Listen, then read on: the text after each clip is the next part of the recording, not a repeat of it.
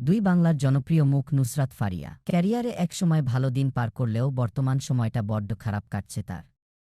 কারাগার থেকে বেরিয়ে ডাক্তারের পরামর্শ অনুযায়ী এই মুহূর্তে বিশ্রামে আছেন তিনি। খারাপ সময় ভুলে প্রস্তুতি নিচ্ছেন কাজে ফেরার। তবে এর মাঝেই জ্বরে আক্রান্ত হয়েছেন ফারিয়া।